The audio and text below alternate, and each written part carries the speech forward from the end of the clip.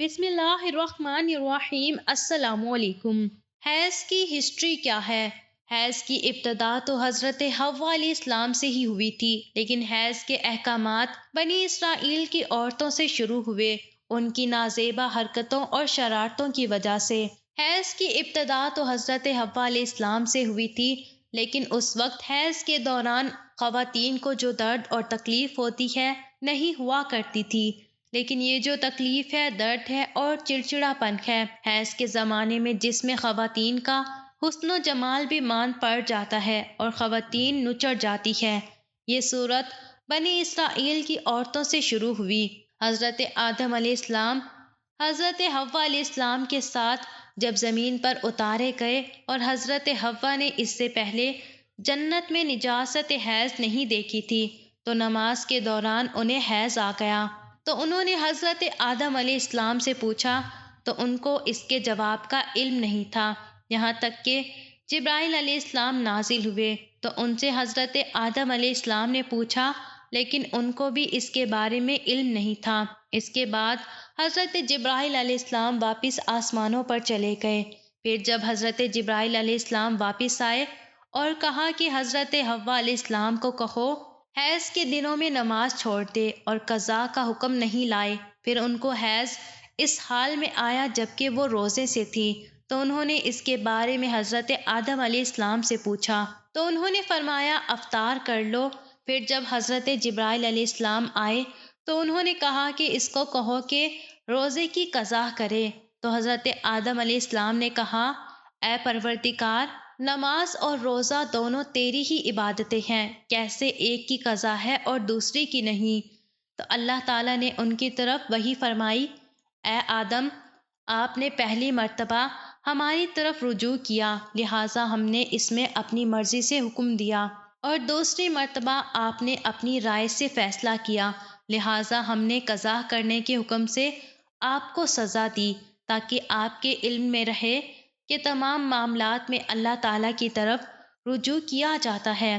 حضرت عمر رضی اللہ تعالیٰ عنہ سے روایت کیا گیا ہے کہ رسول اللہ صلی اللہ علیہ وآلہ وسلم نے فرمایا، مجھے میرے حبیب حضرت جبرائیل علیہ السلام نے بتایا ہے کہ ان کو اللہ تعالیٰ نے حضرت حوا علیہ السلام کے پاس بھیجا۔ جس وقت انہیں حیض آیا تو انہوں نے اللہ تعالیٰ کو پکارا اور کہا، مجھے ایسا خون آیا ہے جسے میں پہچانتی نہیں ہوں، تو جواب دیا، میں تجھے اور تیری اولاد کو خون آلود کروں گا اور میں اسے کفارہ اور طہارت بناؤں گا۔ حضرت ابن عباس رضی اللہ تعالیٰ عنہ سے روایت ہے کہ انہوں نے فرمایا، جب حضرت آدم علیہ السلام نے شجرہ ممنوعہ کھا لیا تو اللہ تعالیٰ نے پوچھا، آپ کو میری نافرمانی پر کس چیز نے ابھارا ہے؟ تو عرض کیا کہ میرے لیے اس کو مزین کر کے حضرت حوا علیہ السلام نے پیش کیا تھا، تو اللہ تعالیٰ نے فرمایا، میں نے اسے یہ سزا دی ہے کہ سختی کے ساتھ حاملہ ہوگی اور بچہ بھی سختی کے ساتھ جنے گی، اور میں اسے 2 مرتبہ خون آلود کروں گا مہینے میں۔ جب حضرت حوا علیہ السلام نے یہ سنا تو زور سے رونے لگی۔ اللہ تعالیٰ نے فرمایا،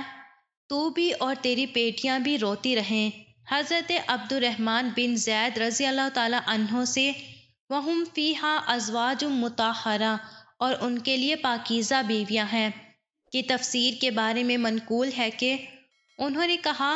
مطہرہ وہ ہوتی ہے جسے حیض نہ آئے۔ پھر کہا کہ حضرت حوا کو بھی اسی طرح پیدا کیا گیا تھا، یہاں تک کہ انہوں نے نافرمانی کر لی تھی۔ جب نافرمانی کی تو اللہ تعالیٰ نے فرمایا، میں نے تجھے پاکیزہ پیدا کیا اور میں تجھے ایسے خون آلود کروں گا جیسے تو نے اس درخت کو کیا ہے۔ حضرت قاسم رضی اللہ تعالیٰ عنہ کہتے ہیں کہ میں نے حضرت عائشہ رضی اللہ تعالیٰ عنہ کو یہ کہتے ہوئے سنا کہ ہم حجۃ الوداع میں صرف حج کے ارادے سے نکلے تھے، پھر جب ہم مقام صرف میں پہنچے تو مجھے حیض آ گیا، میرے پاس رسول اللہ صلی اللہ علیہ وآلہ وسلم تشریف لائے اور میں رو رہی تھی۔ آپ صلی اللہ علیہ وآلہ وسلم نے پوچھا، کیا بات ہے، کیوں رو رہی ہو، کیا حیض آ گیا ہے؟ میں نے کہا، جی ہاں۔ آپ صلی اللہ علیہ وآلہ وسلم نے فرمایا، یہ وہ چیز ہے جو اللہ تعالیٰ نے آدم علیہ السلام کی بیٹیوں پر لکھ دی ہے، تم سوائے بیت اللہ کے طواف کے حاجیوں والے سارے کام کرو۔ اور فرماتی ہیں رسول اللہ صلی اللہ علیہ وآلہ وسلم نے اپنی ازواج کی طرف سے ایک گائے ذبح فرمائی۔ ان روایات سے یہ معلوم ہوتا ہے کہ حیض دنیا کی ساری عورتوں کے لیے ہے اور ہر عورت کو آتا ہے جب سے اللہ تعالیٰ نے عورتوں کو پیدا کیا ہے، اور خاص طور پر یہ معلوم ہوتا ہے کہ حیض کی ابتدا حضرت حوا سے ہوئی تھی۔ حضرت ابن مسعود رضی اللہ تعالیٰ عنہ سے روایت ہے کہ بنی اسرائیل میں مرد اور عورتیں ایک ساتھ نماز پڑھتے تھے، چنانچہ عورت کا یار ہوا کرتا تھا اور وہ لکڑی کا جوتا پہنتی تھی جس سے اونچی ہو جاتی تھی اپنے دوست کو دیکھنے کے لیے، تو اللہ تعالیٰ نے ان پر حیض ڈال دیا۔ حضرت آدم و حضرت حوا علیہ السلام کے جنت سے نکالنے کا سبب شجرہ ممنوعہ بن گیا تھا، اسی طرح یہ بھی ایک ظاہری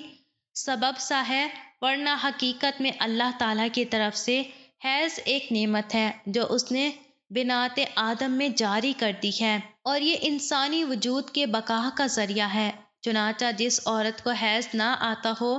اس کے یہاں اولاد نہیں ہوتی، اسی طرح جس عمر میں حیض بند ہو جائے تو عورت بانجھ ہو جاتی ہے۔ اسی طرح جب بچہ ماں کے پیٹ میں ہوتا ہے تو اللہ تعالیٰ اسی حیض کے ذریعے اسے غذا فراہم کرتا ہے جس سے بچے کی بڑھوتری اور نشو و نما ہوتی ہے۔